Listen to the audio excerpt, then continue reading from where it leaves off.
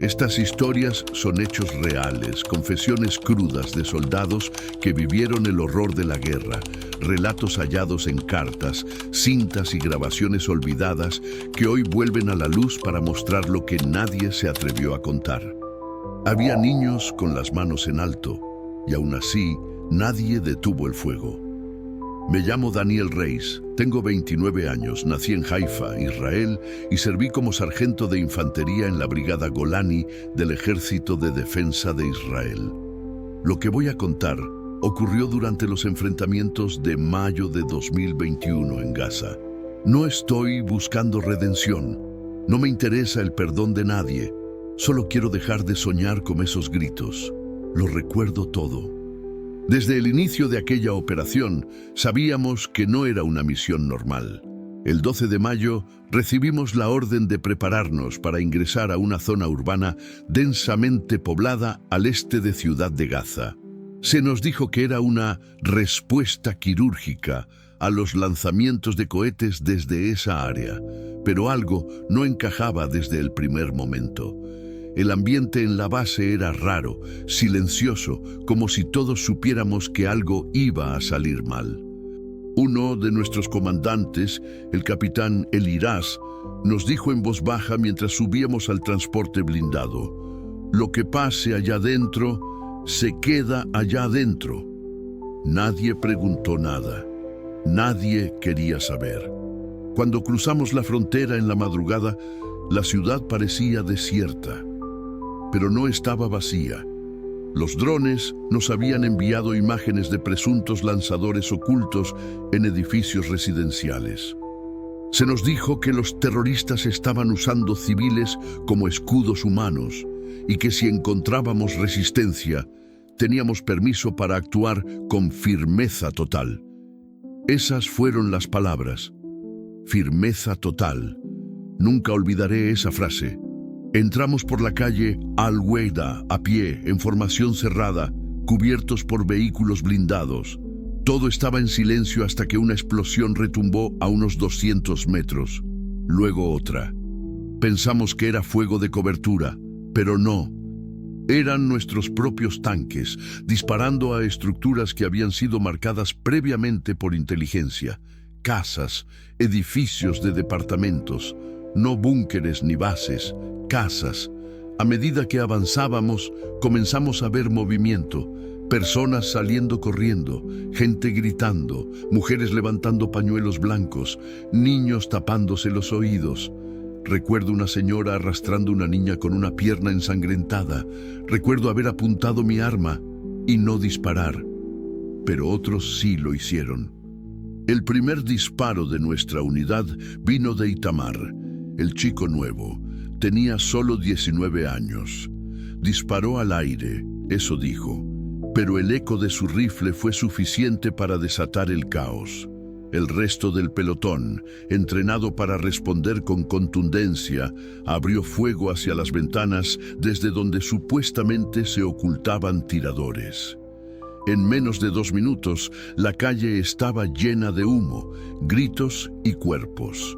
Lo que no entendíamos era por qué los drones no habían detectado civiles. O sí los habían detectado, y simplemente se decidió que los daños colaterales eran aceptables. Esa es una de las preguntas que me siguen taladrando la cabeza. En medio del caos, recibimos una orden por radio. Edificio azul, 3er piso, objetivo confirmado. Proceder. El edificio azul estaba a menos de 50 metros de nosotros. No había tiempo de pensar. Subimos por la escalera, 4 hombres conmigo. En el 3er piso encontramos una puerta entreabierta. Adentro, un hombre con una radio. Estaba solo. No tenía arma. Levantó las manos y gritó algo en árabe. Yo no entendí, pero Amir, el traductor, dijo: "Dice que es periodista". En su cuello, una credencial de prensa. En sus manos, nada. Pero en su mesa, un transmisor. ¿Era eso suficiente para matarlo? En ese instante, Eliras nos alcanzó y ordenó: "Neutralícenlo, rápido, no queremos más ojos sobre esto". Yo dudé. Di un paso atrás, Amir también, pero no todos dudaron. Un disparo seco cayó sobre la mesa, sangre en la pared. Silencio absoluto por unos segundos, solo el zumbido de los drones y el crujir del yeso bajo nuestras botas. Fue en ese momento que empecé a preguntarme si de verdad sabíamos en qué guerra estábamos. ¿Era esto una operación defensiva o algo más oscuro? ¿Hasta dónde llegaban las órdenes y hasta dónde nuestra voluntad? ¿Cuántos de nosotros volveríamos de Gaza siendo las mismas personas? Porque en ese momento, al mirar a ese hombre muerto en el suelo, con una cámara al lado de su cuerpo, entendí que nada de lo que habíamos aprendido en entrenamiento nos había preparado para eso. ¿Qué se supone que debe hacer un soldado cuando las órdenes contradicen todo lo que alguna vez creyó justo? Después de la ejecución del supuesto periodista, el silencio fue reemplazado por una especie de eco interno que me acompañaría por el resto de la operación. No era un sonido real, era una vibración en el pecho, una opresión constante que se sentía como si el chaleco antibalas pesara 100 kilos más. Bajamos las escaleras sin decir palabra, pisando con cuidado para no resbalar con los escombros. Afuera, la situación se había deteriorado aún más. Varios edificios en llamas, civiles corriendo sin rumbo, cuerpos arrastrados por los pocos que aún tenían fuerza para hacerlo. El olor a carne quemada ya no provenía solo de los restos del bombardeo. Había cuerpos calcinados en los patios y algunos soldados empezaban a registrar las casas sin esperar nuevas órdenes. «Busca armas, busca documentos, busca lo que sea», decía Elirás, mientras empujaba puertas con la culata de su M4. Pero lo que encontrábamos no eran arsenales ni mapas estratégicos. Eran colchones infantiles, cocinas aún calientes, fotografías familiares colgadas en paredes cubiertas de polvo. Yo empecé a cuestionar lo que estaba haciendo, pero también sabía que mostrar dudas podía ser visto como insubordinación. Nadie quería ser marcado como el débil, el traidor, el que no cumple. Fue entonces que una nueva orden llegó por radio, esta vez directamente del Comando de Inteligencia. Presencia sospechosa en el edificio verde, 5 pisos, posible célula activa, proceder con limpieza total. Limpieza total. Esa frase la habíamos oído en entrenamiento, pero siempre en escenarios simulados, donde los enemigos eran blancos de cartón y los civiles no existían. En la vida real, esa frase significaba que el edificio debía ser despejado sin importar lo que hubiera adentro. Subimos por la escalera de emergencia del edificio verde. Todo estaba oscuro. Los generadores habían sido destruidos por los bombardeos previos. Íbamos piso por piso, apuntando a cada sombra, con los dedos en los gatillos. En el tercer piso escuchamos un llanto. Era leve como el gemido de un animal herido. Entramos con precaución.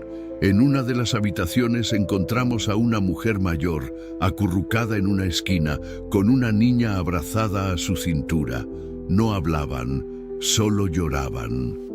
Detrás de ellas, un joven que no tendría más de 20 años, con las manos levantadas. No tenía armas, solo temblaba. Amir le gritó que se pusiera de rodillas. Obedeció. «¿Qué hacemos con ellos?», pregunté. Elirás no respondió, solo miró al chico, luego al transmisor de radio que uno de los nuestros encontró en un cajón cercano. «Eso basta», dijo, y sin más, ordenó a Eitan que lo sacara del cuarto. No lo vimos más. Supimos después que lo dejaron esposado en una calle cercana, sin juicio, sin informe, solo desapareció. La anciana y la niña fueron ignoradas. No les hicimos daño, pero tampoco las ayudamos. Nos movimos al siguiente piso, como si no acabáramos de presenciar una escena que merecía atención médica y protección humanitaria. Pero Gaza no tenía espacio para humanidad en ese momento. Cada decisión era una posible condena. Cada silencio, una forma de complicidad. Lo peor vino cuando se nos ordenó colocar explosivos en la planta baja del edificio con la excusa de que había túneles enemigos. Nadie los había visto. No encontramos entradas, ni respiraderos, ni señales térmicas. Pero se nos dijo que había informes, y los informes no se cuestionan. Mientras preparábamos la carga, uno de los chicos, Yoav, me preguntó en voz baja, ¿y si hay gente aún adentro? ¿Y si los de arriba no salieron? Le respondí que nuestra tarea era seguir órdenes. Pero mi voz tembló, y él lo notó. Cuando detonamos la carga, una nube de polvo lo cubrió todo. El edificio colapsó parcialmente, y en el derrumbe se escucharon gritos, lo juro, gritos humanos, gritos de quienes quizás no fueron evacuados, o quizás nunca fueron detectados, o quizás simplemente fueron ignorados. El capitán Elirás anotó en el reporte, objetivo neutralizado sin bajas propias. Yo firmé como testigo. Aún me arde la mano al recordarlo. Esa noche, mientras descansábamos en un edificio tomado como punto de control, el ambiente era pesado. Nadie hablaba mucho. Algunos comían en silencio. Otros revisaban sus armas sin necesidad. Yo me senté cerca de la ventana, observando los reflejos naranjas de los incendios a lo lejos. Amir se me acercó y me preguntó, ¿tú también los oíste gritar? No respondí, solo asentí. Entonces no estamos locos, dijo, y se fue. Fue la primera vez que sentí que algo dentro de mí se estaba quebrando. Porque no era solo la violencia, ni siquiera la muerte, era la normalización del horror, la manera en que nos decían que todo estaba justificado, que era necesario, que era parte del deber. Pero ¿hasta dónde puede estirarse ese deber antes de convertirse en una excusa? ¿Cuántas líneas cruzamos antes de que ya no haya retorno? A la mañana siguiente recibimos noticias de que los medios internacionales empezaban a reportar posibles crímenes de guerra. Nos dijeron que no comentáramos nada, que la narrativa oficial era clara, precisión quirúrgica, objetivos militares, protección de civiles, pero nosotros sabíamos lo que vimos. Sabíamos que los gritos no venían de combatientes, y aún así, las órdenes eran claras, demasiado claras. El punto de quiebre llegó en el cuarto día de operación. Llevábamos horas sin dormir. La adrenalina ya no servía de combustible, solo quedaba una especie de inercia, una obediencia automática que no permitía pensar ni sentir demasiado. Nos desplazábamos hacia el distrito de Shejaya, zona que según los mapas estaba limpia, pero que en la práctica era un laberinto de callejones, techos interconectados y viviendas con paredes compartidas, imposibles de controlar por completo. La tensión era constante, como si la ciudad respirara bajo tierra, como si cada sombra pudiera disparar. Esa mañana, nuestro pelotón fue dividido. 5 de nosotros tomaríamos una ruta lateral para flanquear una zona identificada como punto de posible vigilancia enemiga. Yo iba en esa patrulla, junto con Amir, Yoav, Elad y nuestro comandante directo, Elirás. Caminábamos en silencio, esquivando vidrios rotos y puertas colapsadas. Los edificios parecían vacíos, pero la ciudad tenía ojos. En cada ventana rota, en cada persiana mal cerrada, sabíamos que alguien nos observaba. Fue en ese callejón, a unos 300 metros de nuestro punto de reunión, donde todo se quebró. Una explosión repentina nos lanzó al suelo. No fue un cohete, fue una carga improvisada, un IED oculto bajo una pila de basura. Elad voló literalmente. Su pierna derecha desapareció, cayó boca abajo, gimiendo como un animal atrapado. Elirás gritó por radio pidiendo refuerzos, pero las comunicaciones estaban cortadas. Yo me arrastré hacia Elad para detener la hemorragia con el torniquete de emergencia, mientras Amir se cubría detrás de un muro derrumbado. Fue entonces cuando comenzó el tiroteo. Disparos precisos, bien coordinados, provenientes de al menos 2 azoteas. Estábamos atrapados. Yoav fue alcanzado en el cuello cuando intentó correr hacia una posición más alta. Cayó de espaldas, con los ojos abiertos. Murió sin emitir un solo sonido. Elirás gritaba órdenes, pero no se oían bien. Yo solo oía mi respiración acelerada, el golpeteo del corazón y los gritos de Elad, que cada vez eran más débiles. En ese momento vi algo que no puedo olvidar.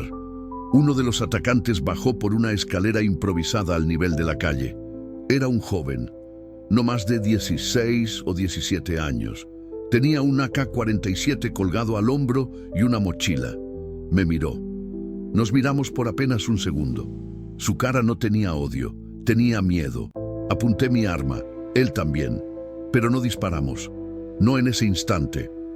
Elirás lo vio antes que yo, y sin dudarlo, descargó media revista sobre él. El chico cayó como una marioneta cortada. Su mochila quedó abierta y de ella salieron libros escolares, una libreta, una barra de pan envuelta en papel. Ese chico no era un combatiente, o tal vez lo era, o tal vez lo habían hecho serlo. Nunca lo sabremos. Elad murió antes de que llegaran los refuerzos. Yo seguía con las manos cubiertas de su sangre. Cuando al fin apareció el resto del pelotón, rodeamos la zona y barrimos los edificios aledaños. No encontramos a los tiradores de las azoteas, solo ancianos y mujeres. En una de las habitaciones, un niño lloraba en silencio, abrazado a una radio rota. Fue Yoav quien me enseñó a no mirar a los ojos de los civiles. «Te rompe, Dani», me decía, «te rompe por dentro». Y tenía razón. Después del enfrentamiento, Elirás convocó al grupo restante y dijo: «Lo ocurrido aquí no debe salir del informe oficial. No hubo baja civil confirmada. Los combatientes eran objetivos válidos. Y punto». Nadie respondió. Solo asentimos. El cadáver del joven con la mochila fue cubierto con una lona. No se le tomó foto. No se hizo registro. Era más fácil así, olvidarlo, negarlo, borrarlo, pero yo no pude. Esa noche, mientras limpiaba mi arma, vi que tenía una mancha roja entre las rendijas del gatillo. La froté por horas, pero no salía. No era sangre física, era algo más profundo, algo que ya se me había adherido al cuerpo. Amir me confesó que había grabado parte del tiroteo con su cámara personal. Le dije que estaba loco, que eso podía costarnos la carrera o la libertad. Me respondió algo que nunca olvidaré: «Prefiero vivir preso con memoria que libre con mentiras». Esa frase me persiguió por mucho tiempo, porque yo había aceptado el silencio, yo había firmado los informes, yo había seguido las órdenes. ¿Qué nos convierte en culpables? ¿La bala que disparamos o la que permitimos que otros disparen mientras miramos hacia otro lado? En el informe oficial, ese día fue clasificado como enfrentamiento con célula hostil, 3 bajas enemigas, 2 bajas propias. Los nombres reales no fueron escritos, las edades tampoco. El cadáver del chico con libros no fue mencionado. Elad fue llamado baja operativa en zona de riesgo. Nada sobre sus gritos, nada sobre cómo me miró antes de morir, como si esperara que yo dijera algo, que hiciera algo. Pero no hice nada, porque estaba paralizado por el miedo, por la duda, por la voz de mando que suena más fuerte que la conciencia. Ese fue el día en que empecé a romperme por dentro. El día en que entendí que las líneas morales en Gaza no estaban dibujadas con tinta, sino con sangre, y que una vez que las cruzas ya no puedes volver a ser el mismo. Nunca quise hablar de esto. Lo llevé enterrado tanto tiempo que me convencí de que era mejor así, pero hay noches en las que los gritos vuelven, no los de los civiles. Esos se han vuelto parte del paisaje mental. Son otros, más específicos, más íntimos. Son los gritos de un hombre que yo hice callar con mis propias manos. No fue por orden, no fue por defensa, fue por miedo, fue por desesperación, fue por algo que ni yo mismo entiendo del todo. Fue el 5.º día de la operación. Habíamos tomado posición en un edificio abandonado, una escuela destruida, usada ahora como punto de observación. Nos turnábamos en la vigilancia y yo estaba de guardia esa madrugada. Todo estaba silencioso, excepto por los disparos lejanos que ya se habían vuelto parte de la atmósfera. De pronto, vi movimiento en la calle. Un hombre solo caminando con algo en las manos. Lo apunté. Le grité en hebreo que se detuviera. No respondió. Luego en inglés. Nada. Finalmente en árabe, con lo poco que sabía. Wakef. Se detuvo. Lentamente levantó las manos. En una sostenía un pañuelo blanco. En la otra, un objeto rectangular. Pensé que era un detonador. Pensé que iba a presionar algo. No lo dudé. Bajé corriendo, salí del edificio y le grité que se tirara al suelo. Él empezó a decir algo. No entendía. Estaba nervioso. Yo también. Cuando estuve a pocos metros de él, vi que el objeto era un teléfono celular. Viejo, sin batería. Solo lo llevaba como si fuera lo único que tenía de valor. Me acerqué más. Le pedí que se girara, que se arrodillara. Lo hizo. Estaba temblando. Vi que tenía un vendaje sucio en la pierna, probablemente una herida reciente. Me miró con los ojos llenos de terror, pero no me insultó, no me escupió. Solo me dijo algo que jamás voy a olvidar. Ana mish musala, Ana mish adu. Yo no entendía todo, pero Amir me lo tradujo después. No estoy armado, no soy tu enemigo. Pero en ese momento, lo único que escuché fue el latido en mis oídos. El sudor bajando por mi cuello, y la idea de que si lo dejaba ir, si cometía un error, alguien más podía morir. Tal vez Amir, tal vez yo, tal vez un niño israelí al otro lado de la frontera. Así que le até las manos con mis propias vendas, lo metí a la fuerza en el edificio y lo dejé en una de las aulas destrozadas. Le di un poco de agua, le dije que esperaríamos instrucciones. Pero las instrucciones nunca llegaron. Pasaron horas, y en ese tiempo, él empezó a hablar. No en árabe, sino en un inglés roto. Me dijo que era maestro, que su escuela había sido bombardeada, que su esposa estaba desaparecida, que había salido solo para buscar a su hija en un centro médico. Me mostró una foto, una niña pequeña, con trenzas. Era hermosa. Tenía una mirada parecida a la de mi hermana cuando era niña. Y eso me descolocó, porque me di cuenta de que ese hombre no era un terrorista, no era un combatiente, era uno como nosotros, solo que del otro lado del muro. Intenté contactar al comando. La radio seguía muerta. Le dije a Elirás lo que había pasado. Me miró y dijo: no podemos llevarlo, no hay espacio, no es prioridad, libéralo o haz lo que tengas que hacer. ¿Qué significa eso?, le pregunté. Él me respondió con la frase más fría que he oído. Significa que no está en el informe. Así que no existe. Bajé de nuevo. Lo encontré dormido, abrazando la foto de su hija como si fuera un escudo. Lo desperté. Le dije que se fuera. Le señalé la puerta trasera del edificio, la ruta más segura para huir. Me miró con gratitud. Se puso de pie. Pero en ese instante un disparo sonó cerca. Una patrulla israelí había visto movimiento. Me gritaron por radio. Preguntaron qué hacía un civil ahí. Respondí que era un error, que lo tenía controlado, pero no me creyeron. ¿Está armado?, preguntaron. No, dije. ¿Tiene identificación enemiga? No. Entonces, ¿qué hace ahí? No supe qué responder.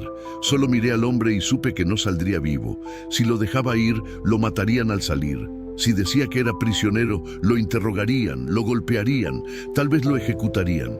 Fue entonces cuando tomé una decisión. Le dije que se arrodillara. No entendió. Volví a decirlo. Lento. Se arrodilló. Le pedí que cerrara los ojos. Lo hizo. Me acerqué por detrás. Le puse una mano en el hombro y con la otra presioné su rostro contra el suelo hasta que dejó de moverse. No sé cuánto tiempo pasó. No sentí nada, ni odio, ni compasión, ni culpa, solo vacío. Lo escondí bajo un montón de escombros. Nadie preguntó más.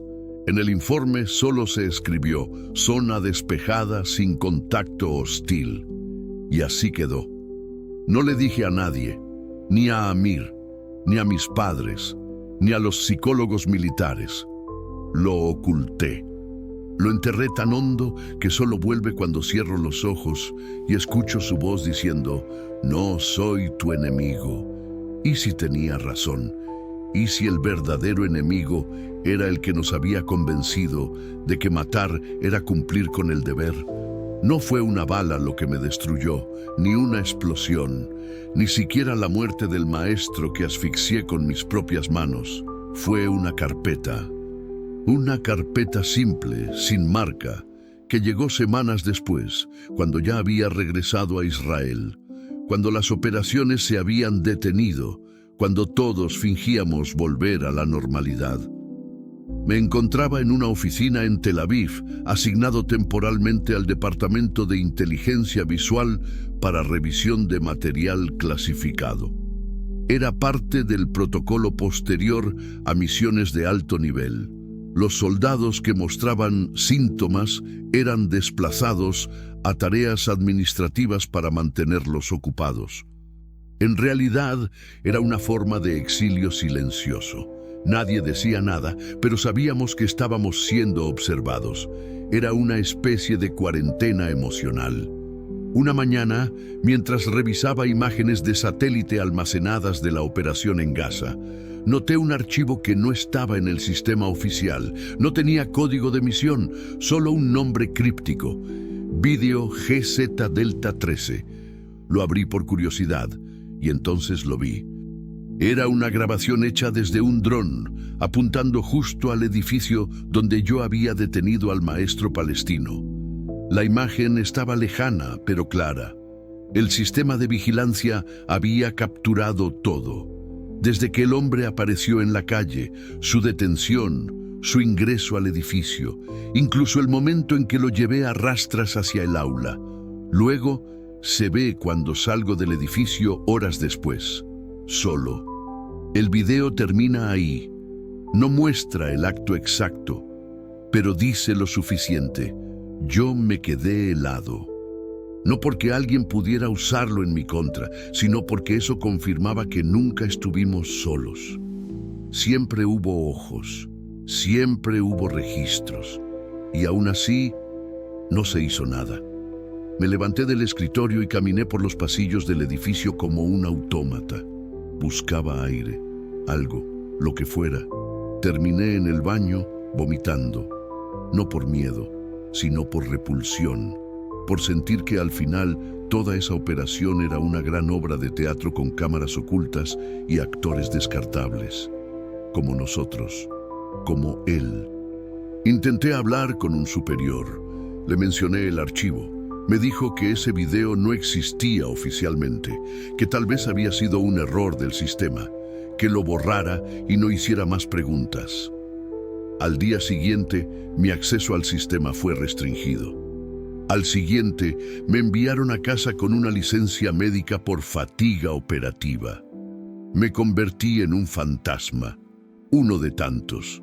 Empecé a tener pesadillas, no solo con el maestro, también con Elad, con Yoav, con los niños que gritaban desde los balcones. Soñaba que abría una puerta y del otro lado estaban todos, mirándome en silencio. No acusaban, solo me miraban. Y eso era peor, porque no había odio en sus ojos, solo decepción. Empecé a evitar a mi familia, a mis amigos, a los otros soldados. Me aislé por completo, pasaba horas revisando informes filtrados, cruzando nombres, buscando alguna mención del maestro.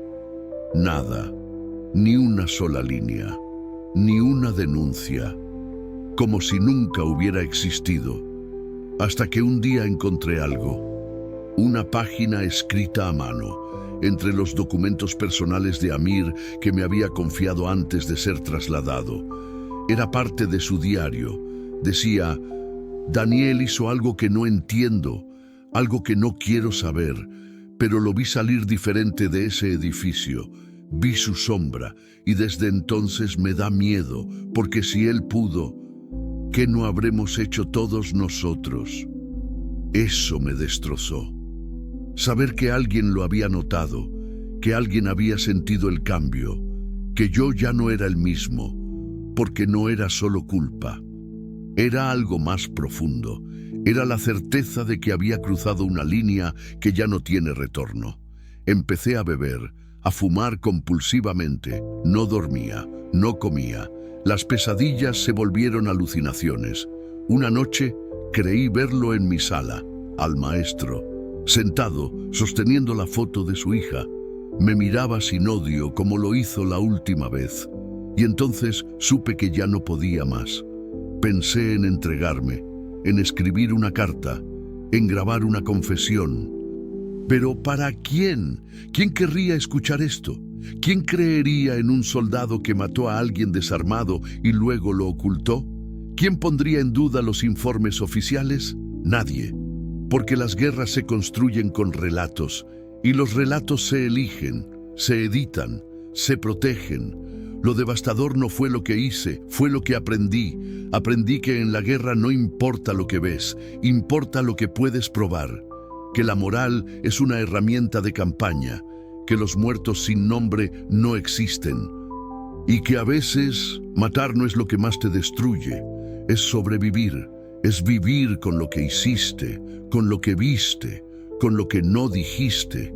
Porque yo tuve la opción de hablar, de impedir que el informe fuera limpio, de contar que había gritos, que había civiles, que había humanidad en el otro lado, pero no lo hice, me callé, firmé, obedecí, y eso me convirtió en algo peor que un asesino, me convirtió en un soldado útil, eficiente, silencioso, y ahora, ¿qué me queda? Una casa vacía, una conciencia podrida. Y el eco de una guerra que no termina nunca, porque la guerra real no se libra en el campo de batalla, se libra adentro, y ahí, cada día, sigo perdiendo. Mi nombre desapareció de los informes poco después de mi baja. Oficialmente quedé registrado como soldado con síntomas postraumáticos, retirado por recomendación médica. En la práctica, fui un archivo cerrado, una mancha potencial que debía ser contenida antes de que se esparciera. Me llamaron 2 veces para entrevistas psicológicas. La primera fingí estar mejor. Sonreí, dije que había tenido pesadillas, pero que ya pasaban. Me ofrecieron un programa de reintegración. Lo rechacé. La segunda vez no hablé. Me senté frente al terapeuta y no solté una palabra durante 45 minutos. Al final, él simplemente dijo: no hablar también es una forma de confesar. Desde entonces, no me llamaron más. Dejé el uniforme, pero nunca pude dejar el peso. Intenté volver a estudiar, pero no lograba concentrarme. Cada vez que alguien alzaba la voz en una sala cerrada, mi cuerpo reaccionaba como si estuviera en una emboscada. Me escondía debajo de la cama ante cualquier ruido seco. Vomitaba si sentía olor a humo. Perdí peso, perdí amigos. Perdí toda noción de lo que alguna vez me hizo querer servir. La idea del deber se convirtió en una palabra hueca, un eco ridículo frente a la brutalidad que presencié. En el invierno de 2022, me mudé solo a un departamento en el sur de Tel Aviv. Nadie sabía dónde estaba, ni siquiera mis padres. Me enviaban mensajes, pero no los respondía. La desconexión era mi única forma de respirar. Un día recibí una carta, sin remitente. Solo decía: sé lo que hiciste. Yo también estaba allí. No estás solo. Dentro, una hoja con una foto vieja. Era una imagen borrosa, pero reconocí la escena. Era el edificio donde oculté el cuerpo del maestro. Alguien más lo había visto. Alguien más lo había documentado. Y de pronto no supe si eso me daba miedo o alivio, porque si alguien más lo recordaba, entonces no era un delirio, no era una pesadilla, era real. Me obsesioné con la carta. Busqué al remitente, sin éxito. Revisé foros, archivos, testimonios anónimos. Descubrí que no era el único. Hay otros, soldados que cargan con decisiones similares, que fueron parte de lo mismo, que también firmaron informes falsos. Algunos lo negaron hasta el suicidio. Otros desaparecieron, literalmente. Hay un grupo de veteranos que ya no existen en registros oficiales, borrados, silenciados, eliminados por conveniencia o por voluntad propia. Una tarde de marzo, fui citado a una reunión informal con personal del Ministerio de Defensa. Decían que estaban recolectando testimonios para fines internos. Dudé, pero fui. El lugar era un edificio gris, sin señal, sin ventanas. Me recibieron 3 hombres con ropa civil. No dieron nombres. Solo dijeron: sabemos que hay cosas que no se dijeron. ¿Puedes contarlas aquí? Les pregunté si era confidencial. Dijeron que sí, que era solo para mejorar los protocolos. Me senté, bebí el vaso de agua que me ofrecieron y hablé. Por 3 horas. Lo conté todo, el maestro. El disparo al niño, el cuerpo bajo los escombros, las órdenes, la indiferencia, la sangre, las firmas, el silencio, todo. Al terminar, me sentí vacío. Uno de ellos anotaba, otro grababa, el tercero solo me miraba. Finalmente, uno dijo: gracias, has sido valiente. Y me dejaron ir. Pero 2 días después, mi correo electrónico fue bloqueado. Mi línea telefónica dejó de funcionar. Mis cuentas bancarias mostraron irregularidades. No tardé en entender. Me estaban desconectando. Me volví un riesgo. Ya no era útil, ya no era un soldado obediente. Ahora era un testigo. Y eso, en ciertos contextos, es más peligroso que un enemigo armado. Tuve que salir del país. Con ayuda de una ONG extranjera, logré viajar a Europa bajo un programa de protección a excombatientes. Nadie sabía quién era. Cambié mi nombre, cambié mi apariencia. Durante meses viví como un fantasma legal, trabajando en almacenes, escribiendo cartas a mano que nunca enviaba. En una de esas cartas escribí lo siguiente: no me duele haber matado, me duele haberlo aceptado. Porque ese es el verdadero infierno, no el acto en sí, sino la justificación, el hábito, la rutina de obedecer, de convencerte de que matar es salvar, de que arrasar una casa es proteger a tu pueblo, de que la sangre de otros es un precio justo por tu tranquilidad. La guerra no es como la pintan en los manuales. No hay gloria, no hay honor. Solo decisiones sucias tomadas en pasillos oscuros por hombres que nunca pisan el barro. Y nosotros solo somos las manos que ejecutan. A veces pienso en el maestro, en su hija. ¿Sobrevivió? ¿Buscó a su padre? ¿Encontró su cuerpo? Tal vez no. Tal vez su vida quedó suspendida en esa foto que él apretaba con tanto amor. Yo ya no tengo país, ni nombre, ni historia. Solo tengo esta confesión. La escribí porque no quiero morir con ella, porque alguien tiene que saber que detrás de los informes hay rostros. Detrás de las órdenes hay dudas. Detrás de cada disparo hay una voz que grita: no lo hagas. A veces la ignoramos. A veces la obedecemos, pero siempre queda, siempre. Mi nombre fue Daniel Reis. Fui sargento de infantería. Y sí, seguí órdenes, pero también mentí, oculté, maté, no por convicción, sino por miedo. Y si estás escuchando esto, si estás leyendo estas palabras, recuerda esto: la guerra nunca termina cuando el fuego cesa, termina dentro de cada soldado. Y algunos, como yo, simplemente no sobrevivimos al silencio.